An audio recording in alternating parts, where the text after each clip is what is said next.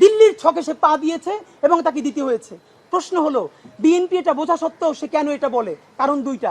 বাংলাদেশের বিভিন্ন রাজনৈতিক অঙ্গনের মানুষ ভারতের গণমাধ্যম এবং ভারতের যে স্টেক আছে, ভারতের স্বার্থের পক্ষে কথা বলছেন, ভারতের দালালদের গোলামদের ভাষায় শব্দে কথা বলছেন। প্রতিনিয়ত তারা বলছে যে বাংলাদেশের নির্বাচনটা পিছানোর জন্য ইউনূস সরকার প্রচুর ষড়যন্ত্র করছে। প্রায়ই দেখবেন এবং বিভিন্ন রাজনৈতিক দল এবং নেতারাও এই কথাটা বলছেন। জুনের পরে ইউনূস যাবে না, এইখানে প্রক্সি ওয়ার শুরু হবে। প্রক্সি ওয়ার শুরু হবে কি হবে না এটা তো আমরা নিজেরা আলাদা করে আলোচনা করব, সেটা ভারতের বুদ্ধিতে আলোচনা করতে হবে কেন? দুঃখজনকভাবে আমরা দেখতে পাচ্ছি বাংলাদেশের বিভিন্ন রাজনৈতিক অঙ্গনের মানুষ এই ভারতের গণমাধ্যম এবং ভারতের যে স্টেক আছে, ভারতের স্বার্থের পক্ষে কথা বলছেন, ভারতের দালালদের গোলামদের ভাষায় শব্দে কথা বলছেন। আসসালামু আলাইকুম প্রদর্শক শ্রোতা।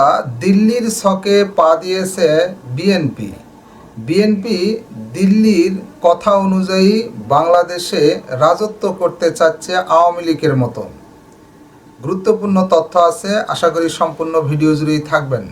চলুন ভিডিওতে বিস্তারিত দেখে আসি। আপনাদেরকে বলে দেয়, আজকে রাজনৈতিক দল হিসেবে বিএনপির কথা আমরা সবচেয়ে বেশি বলবো। বিএনপির এত কিসের দায়? বিএনপির দায় কয়েক কারণে। নাম্বার ওয়ান, ফ্যাসিবাদ বিরোধী আন্দোলনের সর্ববৃহৎ রাজনৈতিক দল বিএনপি। এই বিএনপির প্রতিষ্ঠাতা জিয়াউর রহমান দিল্লির বিরুদ্ধে যাবার কারণেই তাকে শহীদ হতে হয়েছে। এই বিএনপির প্রাণভ্রমরা বেগম খালেদা জিয়া মনমোহন সিংয়ের সাথে বিএনপির ডাকা হরতালের মধ্যে মনমোহন সিংকে যখন ঢাকা এসেছিল নেগোশিয়েট করার জন্য, বেগম জিয়াকে বললো আপনি সোনারগাঁয়ে আসেন। তিনি বলেছেন আমি হরতাল ডেকেছি, হরতালের মধ্যে আমি গাড়ি বের করতে পারবো না। এটা দিল্লি থ্রেট হিসেবে নিল। বিএনপির বন্ধুরা আপনাদের মনে নাই, মনে করিয়ে দেই, বেগম জিয়া হরতাল ডেকেছেন, সেই সময় মনমোহন সিং এসেছে এবং বেগম খালেদা জিয়া বলেছেন হরতালের মধ্যে আমি গাড়ি বের করবো না, এবং না করার কারণে এই যে তাদের ক্ষোভ, তার চূড়ান্ত ক্ষোভ হিসেবে বেগম জিয়াকে শুধু জেল খাটতে হয় নাই, তার হাতটা পর্যন্ত বাঁকা হয়ে গেছে। জিয়ার বিএনপি, খালেদা জিয়ার বিএনপি, এই বিএনপির প্রতি বাংলাদেশের স্বাধীনতা সার্বভৌমত্বের দায়ও বেশি, সুতরাং তাদের প্রতি আমাদের কথাও বেশি। নাম্বার ওয়ান, বিএনপি এখন পর্যন্ত নির্বাচন নিয়ে যতগুলো কথা বলেছে এর অলমোস্ট সবগুলো লেজিট, আমরা বুঝি এগুলো বৈধ, কিন্তু তার সমস্যা হলো সে আর্টিকুলেট করতে পারে না যে সেনাবাহিনীর একটা অংশ যে কোনোভাবে ক্ষমতায় যেতে চায় বা ক্ষমতা গ্রহণ করতে চায় বা জরুরি অবস্থা জারি করতে চায়, সুতরাং দ্রুত নির্বাচন না হলে জাতি ক্রাইসিসে পড়বে।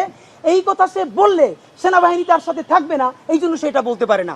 নাম্বার দুই, উপদেষ্টাদের মধ্যে কেউ কেউ ক্ষমতা প্রলম্বিত করতে চায়, এটাও যদি সে বলে ফেলে মাঝে মধ্যে চাপে পড়ে, এটাও সে বলতে পারে না, এই জন্য সে শুধুই নির্বাচন করে। তো নির্বাচন করাটা তো সমস্যা না। বিএনপির প্রতি আমাদের প্রথম আক্ষেপ হলো আপনারা কেন জুলাইয়ের রাজনীতিটা করলেন না বলেন? আপনাদেরই তো উচিত ছিল জুলাইয়ের রাজনীতি করা। এনসিপিকে আমরা পরে ধরবো। আপনারা যতবার নির্বাচনের কথা বলেছেন আমরা প্রত্যাশা করেছি আপনারা প্রতিবার আগে বলবেন বিচার করতে হবে, সংস্কার করতে হবে, নির্বাচন দিতে হবে। দেখেন আজকে আমরা যারা বিএনপি করি না কিন্তু শহীদ জিয়াকে ভালোবাসি, তারাও তো বিএনপির পক্ষে দাঁড়াতে পারছি না। কি তারা সংস্কার এবং বিচারের কথা না বলে শুধুই নির্বাচনের কথা বলছে, আমরা তার পক্ষে কিভাবে দাঁড়াবো? সুতরাং বিএনপির উচিত ছিল এই জুলাইয়ের সমস্ত আন্দোলনের স্টেক নেওয়া। তার কথা বলা উচিত ছিল যে অতি দ্রুত জুলাই ঘোষণাপত্র দিতে হবে।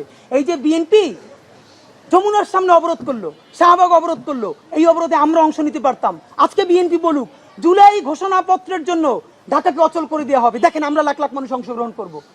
বিএনপি জুলাই ঘোষণাপত্র নিয়ে অবরোধ করছে না, বিএনপি সংস্কার নিয়ে অবরোধ করছে না, বিএনপি বিচার নিয়ে অবরোধ করছে না। যখন সে শুধুই নির্বাচন নিয়ে কথা বলবে তখন তো আমরা এটাকে ফিল করি দিল্লির ছকে সে পা দিয়েছে এবং তাকে দিতে হয়েছে। প্রশ্ন হলো, বিএনপি এটা বোঝা সত্ত্বেও সে কেন এটা বলে? কারণ দুইটা। তার দুটো দগদগে স্মৃতি আছে। বিএনপির প্রথম দগদগে স্মৃতি তার ১/১১ স্মৃতি। সে ২০০৬-এর পর সেনাবাহিনীর কথা মতো চলে নাই, সেনাবাহিনীর বিরুদ্ধে কথা বলেছে এবং সেই সেনাবাহিনী 111 করে বিএনপিকে মাইনাস করে আওয়ামী লীগকে শুধু ক্ষমতায় আনে নাই, বাংলাদেশকে ধ্বংস করে ফেলেছে। সুতরাং এবার বিএনপি সেনাবাহিনীর বিরুদ্ধে যেতে চায় না কোনোভাবে। সব জানে সেনাবাহিনী কি করবে, কিন্তু সে যেতে চায় না কারণ তার দগদগে স্মৃতি আছে ১/১১। নাম্বার দুই, আজকে যদি বিএনপি বলে যে না আমরা জনগণের পক্ষে থাকবো, সেনাবাহিনীর পক্ষে যাব না, তাহলে এনসিপি যদি কালকে গিয়ে সেনাবাহিনীর ফাঁদে পা দেয়, কেসারেন শেকড় থেকে শিখরে,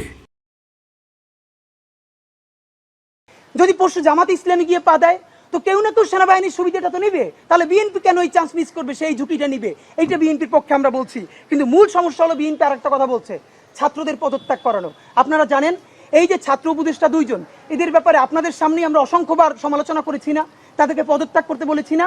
জুলাইয়ের ছাত্র মানেই শুধু এনসিপির দুইজন ছাত্র না, ছাত্র মানে ছাত্র দলও। জুলাইয়ের ছাত্র মানে ছাত্র শিবিরও, জুলাইয়ের ছাত্র মানে বাংলাদেশের আপামর ছাত্র জনতা। এনসিপি এটাকে কুক্ষিগত করেছে।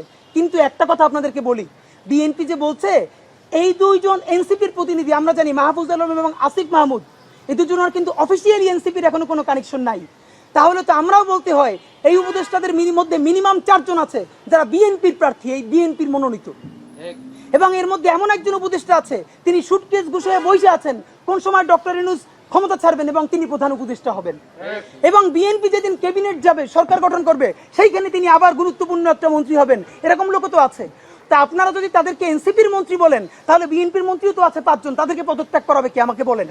নাম্বার 2, এই যে ছাত্র উপদেষ্টাদেরকে পদত্যাগ করাতে চান, ছাত্র উপদেষ্টারা পদত্যাগ করলে এই সরকারের আর 1 সেকেন্ডও কোনো বৈধতা নাই।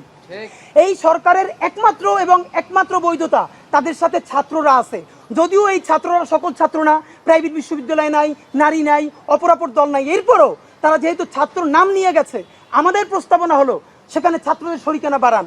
প্রয়োজনে ছাত্রদল থেকে একজন নেন, ছাত্র শিবির থেকে একজন নেন, প্রাইভেট বিশ্ববিদ্যালয় থেকে একজন নেন, নারী ছাত্রীদের মধ্য থেকে একজন নেন। আপনি ছাত্র বাড়ান, কিন্তু আপনি ছাত্রদেরকে পদত্যাগ করতে বলেন কেন? তাহলে এই সরকারের বৈধতা কি? তো বিএনপির ক্ষেত্রে এবং সর্বশেষ আমাদের যেটা, তিনি সরকার স্পষ্ট দেখতে পাচ্ছি মনে হচ্ছে বিএনপি যেন এখন সেনাবাহিনীর মুখপাত্র। মানে সেনাবাহিনী যেটা অফিসিয়ালি বলতে পারে না সেইটা এখন বিএনপি বলছে। আমির খসরু মাহমুদ চৌধুরী গতকালকে বললেন তার মতো প্রাজ্ঞ রাজনৈতিকবিদ, হ্যাঁ সেনাবাহিনীর প্রধান তো এই বক্তব্যটা দিতেই পারে, এটা আবার আপনাকে অ্যাড্রেস করতে হবে। আমরা জানি আপনাদের 111-এর দগদগে স্মৃতি আছে, দিল্লির বিরুদ্ধে যাবার কারণে আপনাদের জীবন নাই হয়ে গেছে। কিন্তু দেখেন আপনাদের ক্ষতি হবার সাথে সাথে আপনারাই কিন্তু হেরে যান নাই, আপনাদের সাথে সারা বাংলাদেশ সাফার করেছে, আমরা সবাই সাফার করেছি। আমাদেরকে একা করে দিয়ে আপনারা দিল্লির প্রেসক্রিপশনে চলবেন? আপনার সেনাবাহিনীর সাথে এভাবে কোনো চিন্তা ভাবনা ছাড়া একাত্মতা পোষণ করার কোনো অধিকার আপনাদের নাই। সর্বশেষ বলি, বিএনপি আপনারা তো আসলে কিভাবে জেনজি আপনাদের সাথে একাত্মতা হবে? দেখলাম দুদু উনি তো ফ্যাসিবাদ বিরোধী আন্দোলনের নেতা, তিনি বললেন বিএনপির যত কর্মী আছে প্রস্রাব কইরা দিলে নাকি সব ভাইসে যাবে এই অন্য। আপনাকে বিনীত অনুরোধ করি, গত 16 বছর আপনার প্রস্রাব করতে নিষেধ করছে কেডা? মানে গত 16 বছর আপনি প্রস্রাব করেন নাই কেন? আল্লাহর রাস্তায় বলেন। মানে আবারও বিএনপিকে বলে, জামাত ইসলামী বলে মুরব্বীদের মুখে টেপ মারেন, পিছনে বসাই রাখেন। এই আন্দোলনে যত শহীদ হয়েছে, যত যোদ্ধা, তাদের গ্রুপ, এইজ গ্রুপ 21 থেকে 35, বিএনপি জামাত ইসলামী সকলে আপনারা তরুণদেরকে সামনে আনেন। এই মুরব্বীদের কি কথা বলে দেখেন, বলে প্রস্রাব করলে ভেসে যাবে। এটা আওয়ামী লীগ তো বললে আমরা জিব্বে ছেড়ে ফেলতাম, এখন তো আওয়ামী লীগের চেয়ে অনেক কি কথা বললো। তা আপনার একটা কথা বলি, এত প্রস্রাব যখন পেটে নিয়ে 16 বছর রয়েছেন, 28 অক্টোবর 2023 পল্টনের সামনে যখন সমাবেশ হয়েছে, গ্রেনেড মারতে পারে নাই, তার আগে বুড়া নেতৃবৃন্দ মুহুর্মুহু কইরে পালাইলেন। আমরা বিএনপির কর্মী না, তবু 1 ঘন্টা সেখানে স্টেজের সামনে দাঁড়াইছিলাম, কোন একজন মাঝারি মানের নেতাও আসে কিনা আমরা প্রতিরোধ গড়ে তুলবো, একজনও পারেন নাই। যত লাখ লোক আসছে, প্রস্রাব করলে তো আওয়ামী লীগ ভাইসে যাবে, তখন প্রস্রাব চাইবে কোথায় রাখছেন? মাথায় উঠেই রাখছেন? ফাইজলামি কথাবার্তা বলেন। দর্শক শ্রোতা, এই বিষয়ে আপনার মতামত থাকলে লিখতে পারেন কমেন্ট বক্সে আপনার মতামত।